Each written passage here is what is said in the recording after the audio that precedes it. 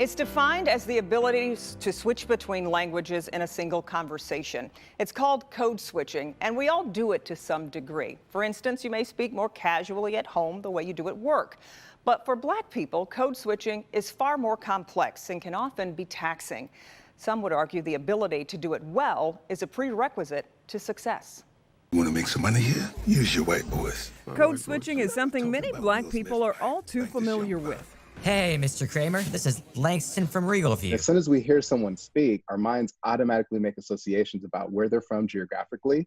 We also make assumptions about their education level, their income level. Miles Durkee has done extensive research on racial code switching as an assistant professor at the University of Michigan. Code switching, I describe it as a double-edged sword, where there's benefits and advantages, but there are also serious costs and consequences. For example, when a Black person doesn't or can't effectively code switch, the result can be damaging. Case in point, the star witness in the 2013 George Zimmerman trial. I had told you.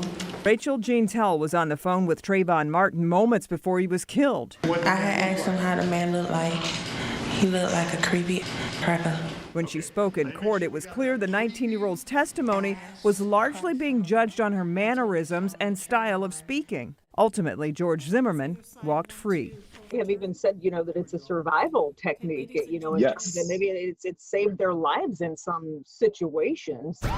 Interacting with the police is a clear example where code switching can be the difference between life or death. If an officer already perceives a Black male as threatening, code switching is an extremely effective way to help alleviate some of that anxiety. But code switching is not just in the way a person speaks. It can also involve your entire behavioral profile, from hairstyles to clothing and the way in which you carry yourself. Former President Barack Obama's effective ability to code switch has been well documented. And you go through a whole game? When he was meeting the Dream Team, and you can see his handshake differs simply based on the race of who he's, greeting. So you see with white individuals in the coaching staff, it's a very standard, American handshake.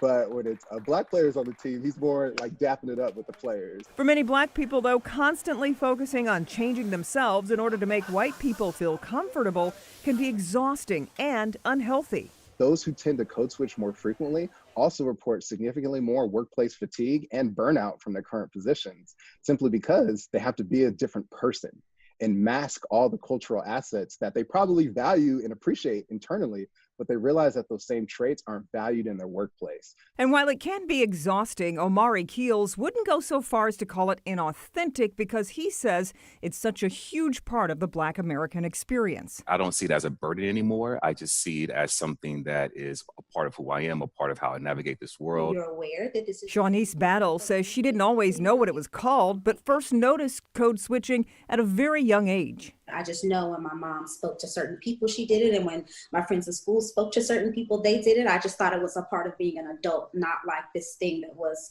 specific to my race. Do you feel that it is an authentic part of you, or that you're not being authentic when you use that voice? So I think that is definitely a question that I've grappled with and thought about for a really long time.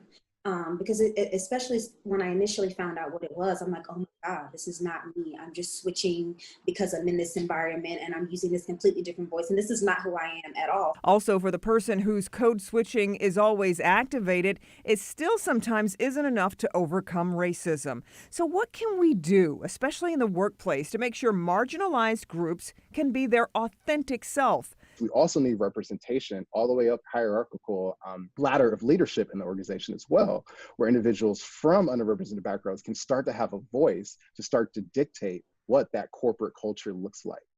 And Dr. Durkee continues his research on code switching, including the psychological implications. We put a link to his latest presentation on our website.